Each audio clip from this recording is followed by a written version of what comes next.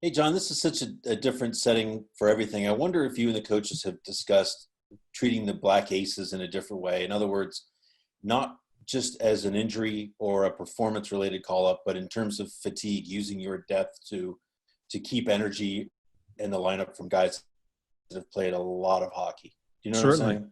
certainly that could come into play. Yeah, we treat them as part of the team. We just can't practice with all those numbers. That's why it ends up getting separate then. But they're part of the group, and as we keep on moving forward here, we certainly look at situations that we need, where we need some help, and they're part of it. Next question, Brian Hedger. Hey, John, when you consider the circumstances there, the extra playoff round, the bubble, the 5 overtime game, are you guys in a little bit of uncharted territory, so to speak, as far as physiologically? I'm not a doctor, but I do know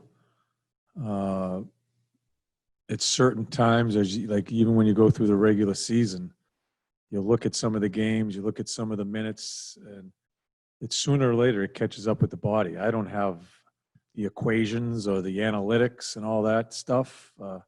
I just judge by the athlete, and that's why what I said last night after the game, I meant. When it's a group of men that looked, and to me it's not physically tired, mentally tired, and some mental mistakes, that's when I have to start thinking maybe we hit a wall there, and that's why we canceled practice today and trying to refresh ourselves to play the next game.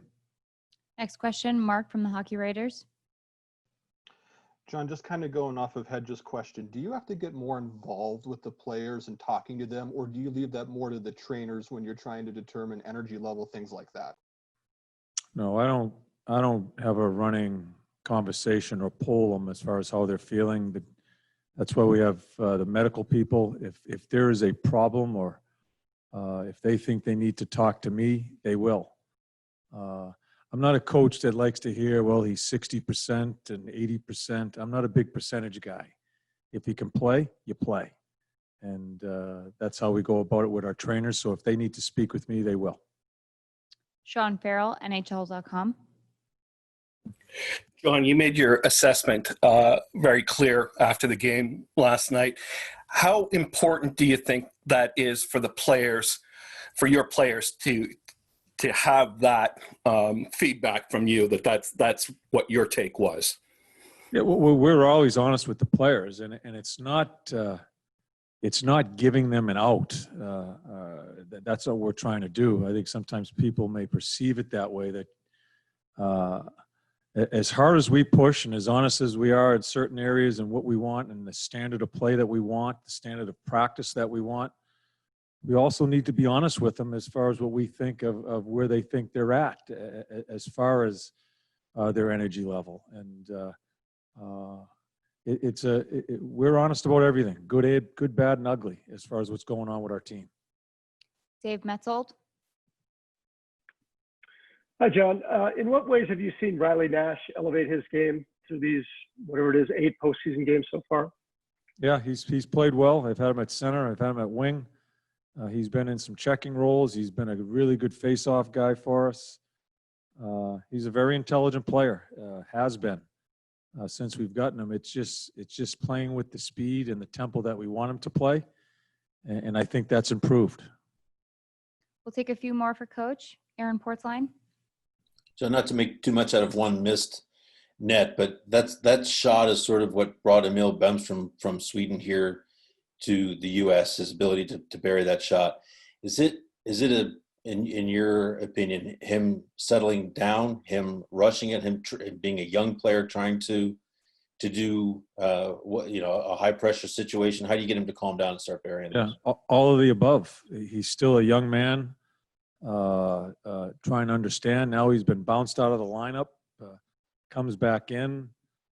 This is all part of a process for a young player. It's been a problem of Bemmer's really all year long as far as hitting the net. But this is part of it. It's part of growing up, understanding what it is to to play on this stage and to make those important plays at key times. So it's a good experience for him. We'll have a follow-up from Brian Hedger. Hey, John, obviously a lot of times when you see a tired team, or not a tired team, but, just one that's played a lot of hockey, they're going to take some penalties, it seems like. You guys haven't taken a lot of penalties. Is that something that you're pleasantly surprised or just happy with at this point? Well, it's the way we play. We've been really tried to be disciplined for years within the organization, and it's about moving your feet, understanding what the rules are as far as checking with your feet, not your stick, and talk about it all the time. So it gives us a chance.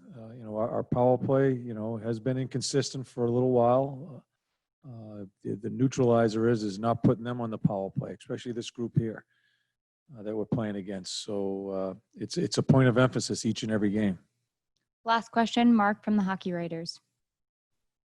And John, we've talked about the schedule, but upcoming 4 games and 6 nights still to the end of the series should it get that far. So what adjustments, if any, do you have to make in the way that you prepare, knowing that there's still a lot of hockey to come? No, I don't even know what the schedule is.